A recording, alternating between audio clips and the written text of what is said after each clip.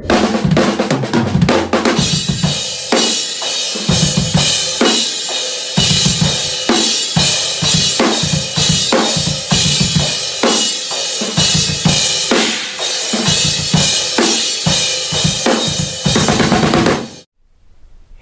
everybody, welcome drummers, music fans, metal fans.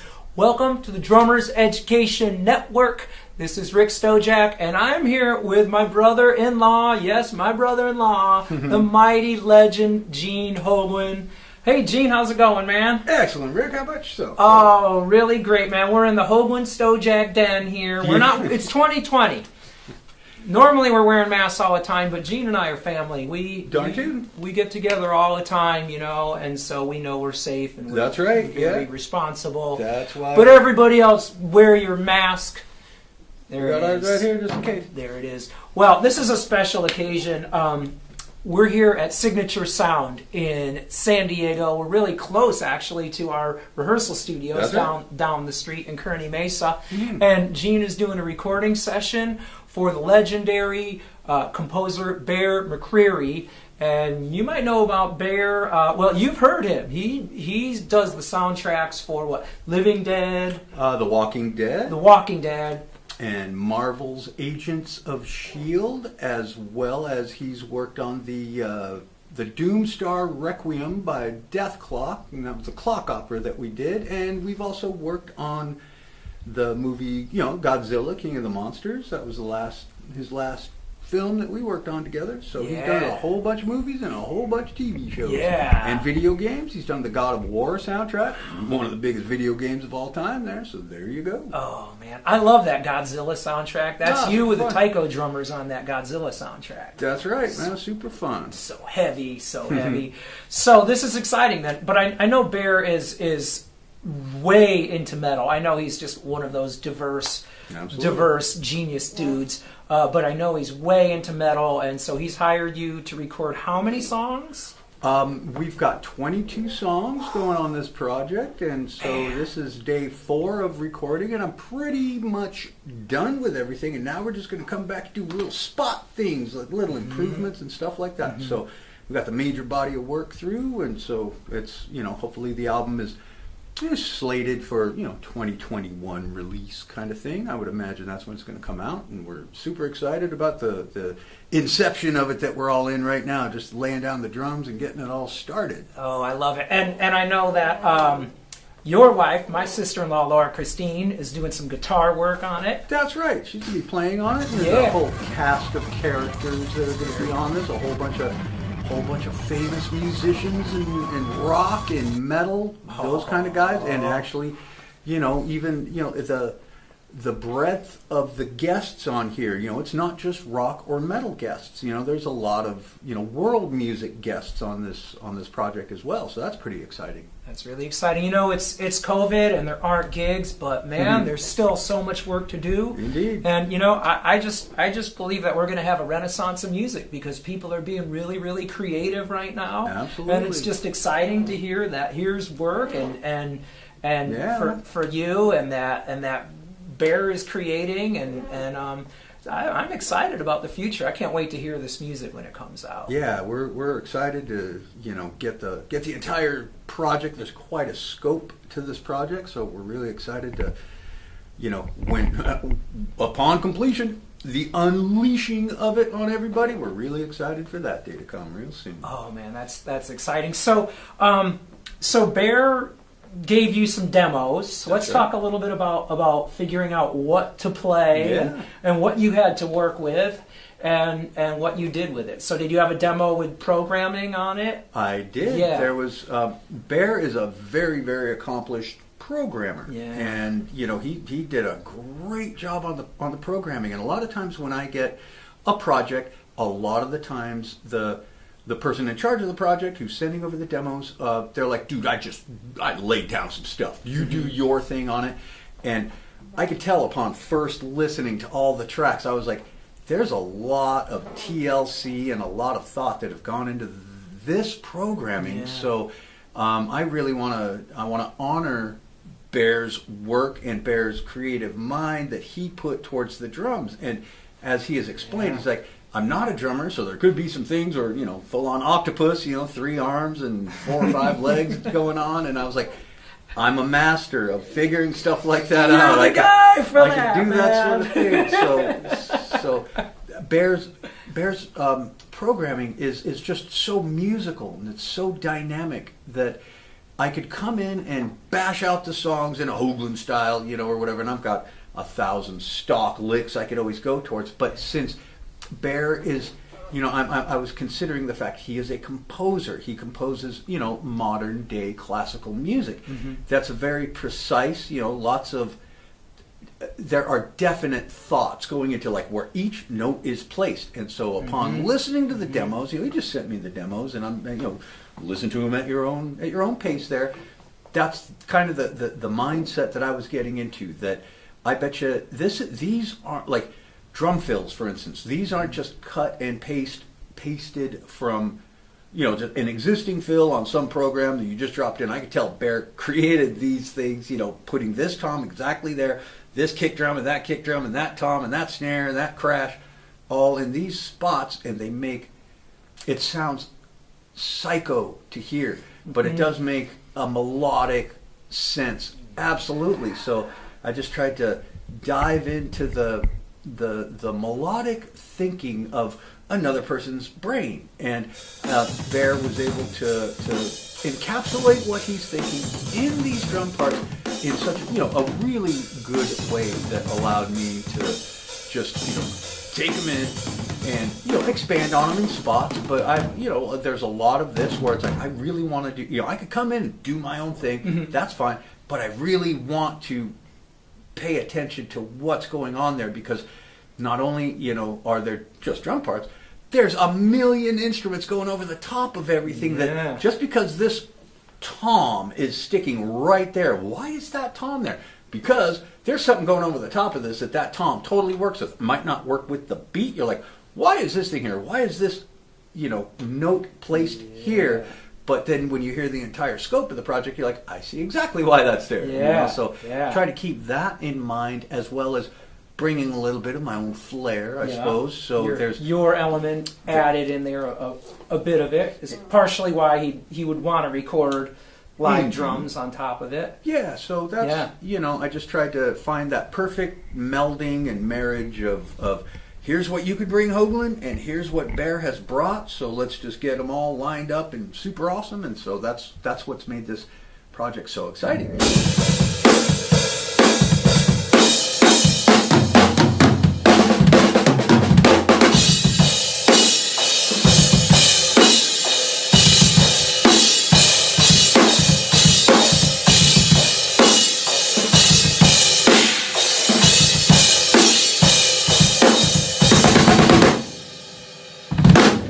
I've had these tracks for coming up on 10 months.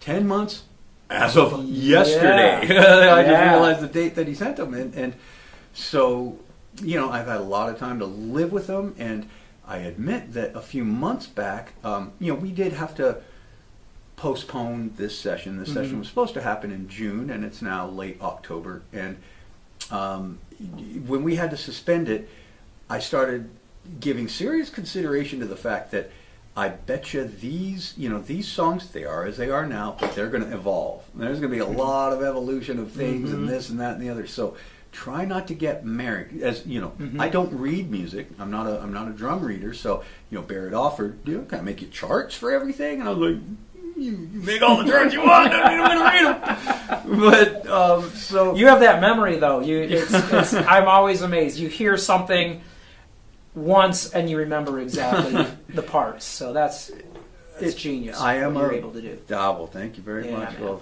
I do come from more of a feel sort of background, but I can count. So but that's where just having having the amount of time that I've had, that was the most helpful. It's like I learned a bunch of songs, and then I started thinking these are going to change.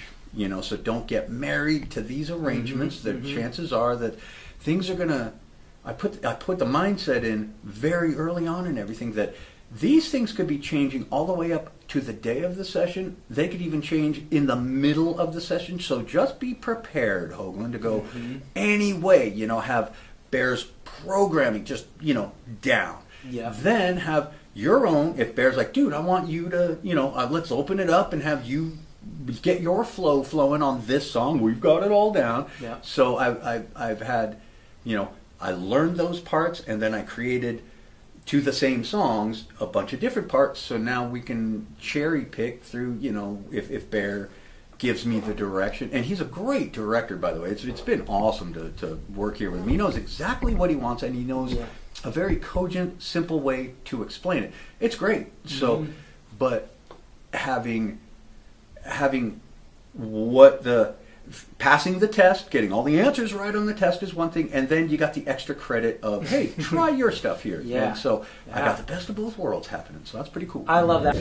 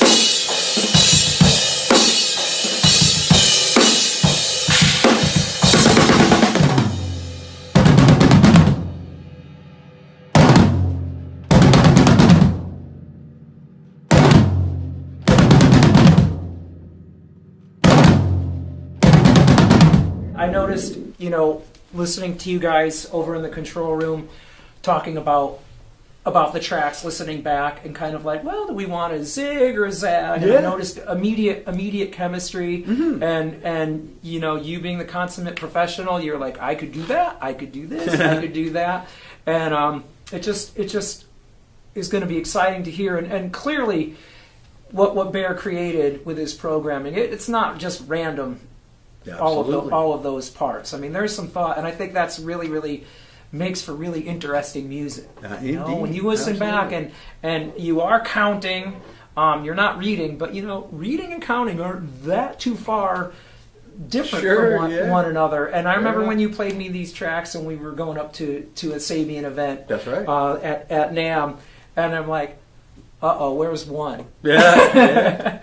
But that's what makes interesting music, because you can listen to it and over and over and over, and you hear something else. Indeed. A different time. You know? This project will definitely be a massive example of that. You know, because like, say you just like listening to drums, plenty of that. Yeah. But then you start getting into all the orchestration, and then there are so many odd instruments. You know, there's hurdy-gurdies on this album. There's guttural vocals on this album. You know, like Tibetan monk type things. Yeah. There's just such a broad range of interesting aspects, and I'm very fortunate throughout my career. I've been in a lot of projects where it's like, okay, I came to this project to listen to you, Gene, but then I started listening to what the keyboard guy's doing. Then with the vocals, and then I got all the sampling, and then goddamn the riffs, that kind of thing. And this is one of those projects that just there's just a grab bag of interesting things happening at all times, and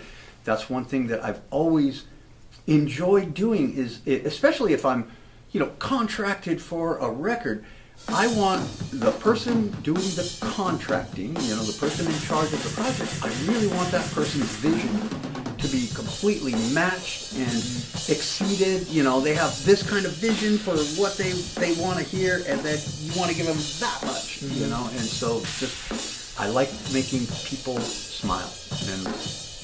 And you know how to do it. Is that, you know, you've recorded with so many different artists, Testament, Death, Dark Angel, Strapping Young Lad, one of the huge ones. If you know metal drumming, you know Gene's work. But one thing I know about your drumming is it's super diverse. We talk all the time family events, like boys are gonna go talk about drums, and we're talking about funk and soul, and then you say Stevie Wonder's your favorite drummer, absolutely, one of your favorite? Yeah, and fusion, and it's just cool. You draw from all of this, and I think that's why you get work like this. Your starting point isn't just metal. You're bringing it all in, and you can hear it in your playing. Cool, man. And so, man, here's for some diversity, man, because that's really, no matter what your style is, if you bring diversity to the table, it's going to be fresh, it's going to be interesting, and then you can offer lots of different options. Absolutely. To the artist, to Bear, the guy who's playing the bills, because really, he's the only one who you really want to. You've got to make him happy. Absolutely. First. That is 100% correct. Yeah. Totally. So what about your gear? I love this beautiful pearl kit, natural wood finish. It's just unbelievable. You've got what, two 24-inch kicks over here? I do. Those are 24 by 18s, and the 18 is a couple inches longer than I normally like. I like the 16s, they're just a little quicker, punchier. Not that there's much quick or punchy out of a 24, but just having a little 16. But these happen to be 18s, and I'm fine with that. They definitely give you a broad range of thump. And we got the 10, 12, 14, 18. And a lot of times guys like to record with 16s, and I completely understand that, because if you're using a 16 as your floor tom, the tone's just a little bit higher. There's a little bit more separation in tonality from the 16 to the kick drums. I just love the bombacity of an 18 in the studio when you're going bam, bam, bam. It's just thumpy and just like, oh God, that's scary. And I've got other toms to work with. If there's something that needs, hey man, we need kind of a tom flavor. The kick, the floor tom might be a little low and blendy inny with the kicks. I'll just move it up to the 14 and do some stuff off that, and it's a real beautiful tone there too. Oh man, and I noticed you've got it looks like an open tuning. I don't see any muffling on the toms at all, and you've got these die cast hoops, so that's gonna make these things just sing and pop. They sure do, and this is a great recording kit for those who are familiar with my current touring kits. I have my touring kits are a pair of pearl references, and we got the chrome finish on them, and we have the beautiful attack racks on them. And those are, one stationed over in Europe and the other stationed up in Oakland, California. But this one is kind of my LA, Southern California kit, and this one just happens to be the coolest tone of all of them. And this is a Masters Session, maple. Maple. And maple is such a beautiful sounding wood, and there's just a thunderosity to this kit, I guess, that is just beautiful. However, there's also a lot of dynamism, I suppose, to the toms. Yeah. And this is one thing, like I was mentioning to you, and I know I've mentioned to Jeff and Bear as well, is that I've tried, there's so much diversity on this record, I've tried to, in order to bring out the maximum tonality of the drums, I've tried to lighten up my playing a little bit, because there's, for some reason, like, I know it doesn't look like it hit very hard a lot of times, but there's a lot of velocity, coming from this point, these points, just my extremities. There's a lot of power. For how loud the drums can be in the space there. And I've tried to just clip the savagery of the attack. I've tried to clip that back just a little bit in order to give a lot of tonality to the kit. And, when it's necessary, we really got to lay into that. You've got a lot of headroom. If Bear's saying, I really want these toms in this spot, like you were hearing him earlier. Maybe you were here when he's like, I want the toms just really blast out right here and then go back to this. It's like, well, you've got a lot of headroom. If you're not nailing everything at maximum velocity, like I tend to do in the studio, you've got that much more room to work with for tones. And like I say, there's quite a number of tonal soundscapes on this record that having being very conscious of one's attack is doing me a real service for the tracking of this album. So that's pretty cool.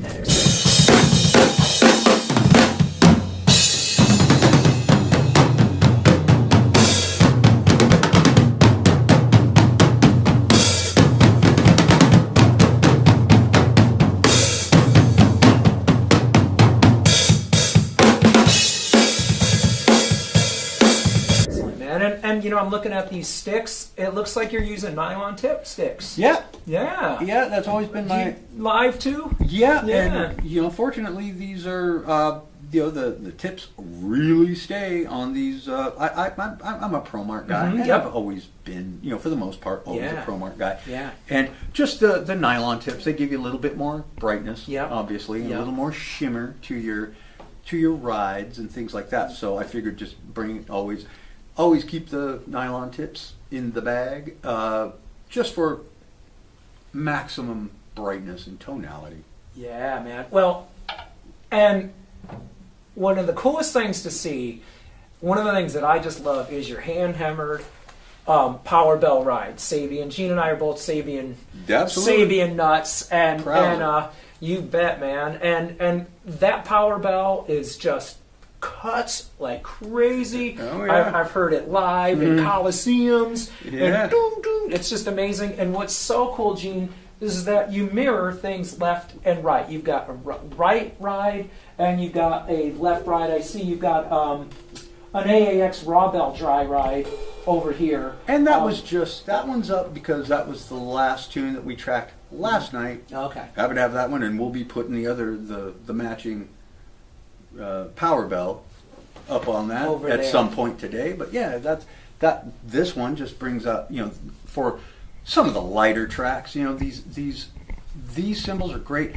The bells are just, as you say, just cutting and psychotic. Yeah. And then sometimes you need a little breath, you know, and that's what this AAX there is. This AAX, what?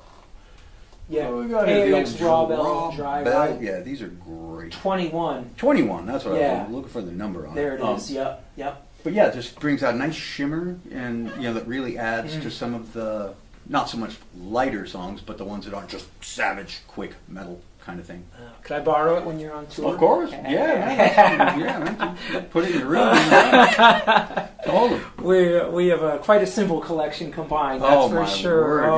Lord. I'm sure your fans have seen your room. I'm sure you've taken them through your room. Boy, have you ever seen Rick's room? Holy moly, his drum room. Like Jeff was just telling Bear a little while ago, Bear, he's got the killerest drum room around. Oh, yeah. I just love it. It's just so fun. Absolutely. And there's so many palettes that Sabian brings to the table. They've got a model that'll cover everything. Absolutely. And yes. I always love your work, your China cymbal work, and you've got the Chad Smith Holy China up there. Yeah. And I've got one of those, and yeah. And then this is different though. This is a Paragon. Well, that was these sometimes work well together for some of the. I forget what the last song that we were doing last night, but it definitely brought out. You know, it needed a little shimmeriness to the, because these are really tight, really fast, really, you know, piercing and punishing, and we just need something just a little bit more life to it. I think I was doing some riding on it, and that's a great riding China to use as a crash. That or is a whatever. Versatile China right there. Yeah. The Neil Paragon from Sabian. Absolutely. Give it up for Neil. Darn tootin'. Without Neil, Rest I in don't peace. know. Rest in peace. Rest in peace, Neil. Mm-hmm. And then I know you're using the AAX explosion crashes, which I use those too, along with my HHX. Those things cut like totally. They're amazing. And then what's really cool, you know, and talk about the mirroring. So you've got the Chinas left and right, rides left and right, crash, 3 crashes of different pitch, and then up right over the toms.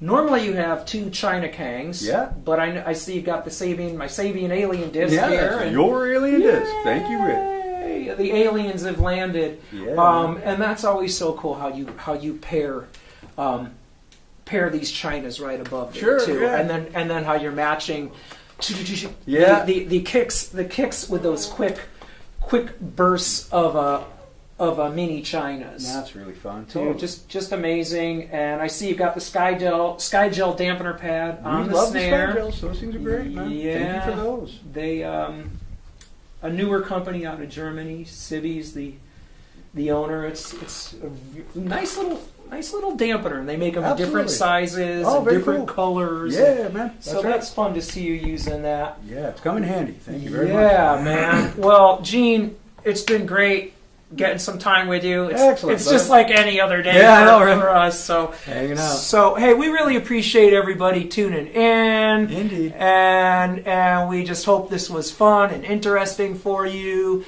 And feel free to contact either of us. I know, Gene, you're doing a lot of streaming now. That's right. On Twitch. That's right. I got my own little Twitch channel going, and that's super fun. And if you want to have a good time, I don't take much very seriously, so the Twitch is just pretty much a 2-hour comedy routine with some drums thrown in, and it's just a stream of consciousness, me just babbling for a couple hours, and I'll throw some drums in and every once in a while kind of thing. But come on down and check it out, man. I think it's just twitch.tv/Gene Hoglan is how you find it, and it's kind of a subscription service. You can subscribe and things like that. Or you just come on in and hang out with the Atomic Cult. Man, the Atomic Clock every day. I mean, that's like, people would spend big money and wait in long lines to see a Gene Hoglan clinic. And here it is. You're doing it every day online. Yeah, pretty much. So,